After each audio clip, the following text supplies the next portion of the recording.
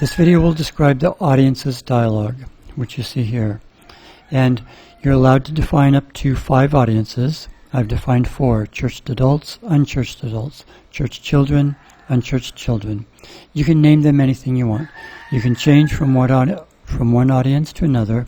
The one highlighted in yellow is the one currently selected. So we've selected audience number 1, churched adults. And there are 2 sets of parameters for defining each audience. Here's one set. All of these checkboxes and radio buttons. We'll talk about these in a minute. This is one set. The other set is the complex concepts. Earlier we had a video about the complex concepts over here. These are exactly the same. If we click this concepts dialog button, you may remember that each complex concept is either activated or deactivated for each audience. There's a checkbox for each audience, as you see here. But a previous video already talked about this, so I won't talk about this again now. But this button and this button are exactly the same. So in this video we'll talk about these parameters. The first parameter for each audience is the type of translation, literal, dynamic, or both. For example, we're here in Genesis 1:5, and we see here that this is a literal alternate. And if we click the generate button now, God called the light day and called the darkness night. That evening and that morning were the first day. That's very close to the original Hebrew text. If we say a dynamic translation, we look here now, and now there's a dynamic alternate. And if we click the generate button now,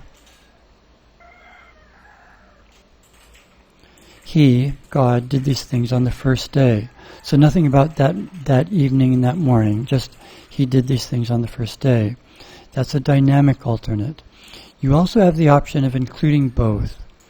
Sometimes you'll want both, literal and dynamic. Now,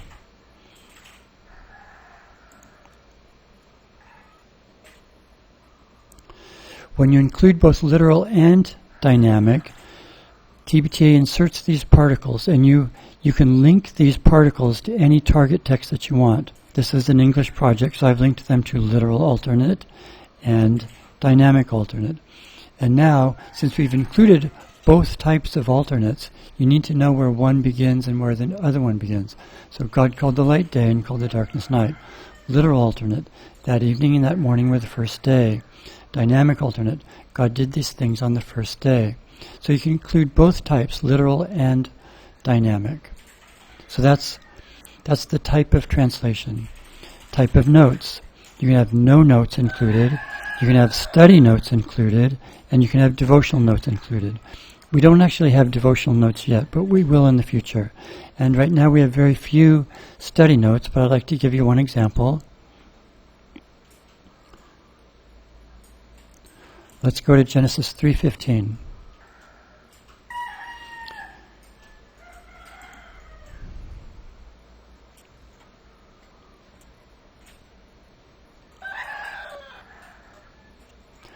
This is a very special verse. Theologians call it the proto-evangelium, meaning the first presentation of the gospel. God speaking to Satan, and He says, I'll cause you and the woman to become enemies, and your descendants and the woman's descendants will become enemies. The woman's descendant will crush your head, and you'll bite the woman's descendant's heel. Okay, if we stopped there, even when that's translated perfectly into another language, people read it, and they understand it, and they think it's talking about a snake and a child. But all of us know that this is a very special verse. It's actually talking about Jesus coming and dying on the cross for us and defeating Satan. So we include a study note, and here it is, study footnote. After Adam and Eve sinned in the Garden of Eden, God told them about His plan. The woman's descendant is Jesus, who is God's Son. God sent His Son to the earth so that He could die for us. When the soldiers crucified Jesus, Satan bit Jesus' heel, but Jesus became alive again. When Jesus throws Satan into hell, He'll crush Satan's head.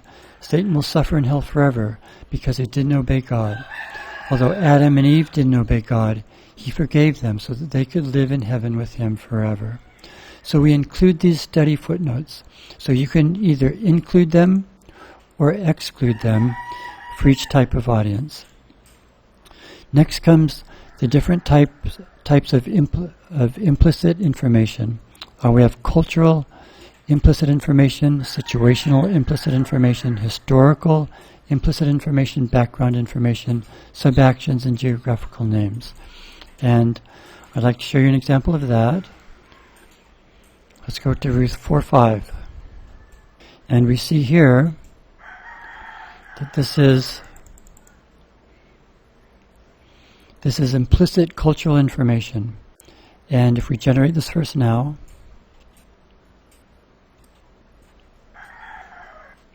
then Boaz said, "On the day when you buy that land from Naomi, you have to also marry Ruth, who is from Moab. This was Elimelech's son's wife, but Elimelech's son is dead. You'll protect the dead man's name and his property by marrying Ruth." Okay, it's not at all clear how this man will protect the dead man's name and his property just by marrying Ruth. So we've added implicit cultural information. And the implicit information is optional.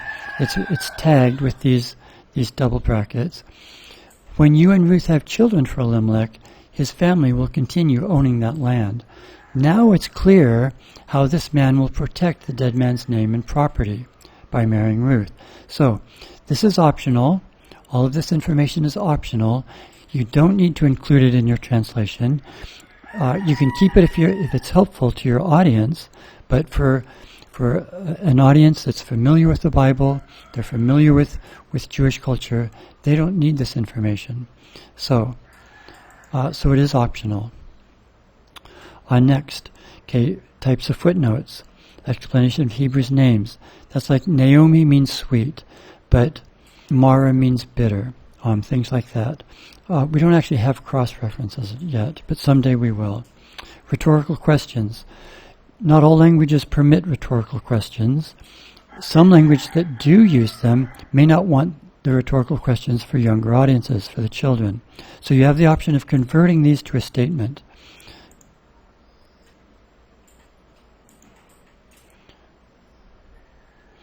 We're at Ruth 1:21, and if we generate this verse,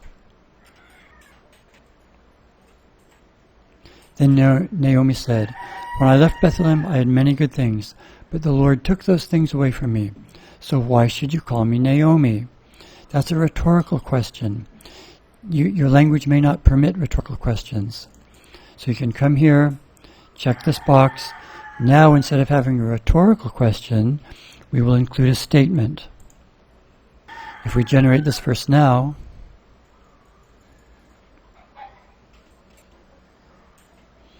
"But the Lord took those things away from me, so don't call me Naomi." So instead of a rhetorical question, now there's an equivalent statement.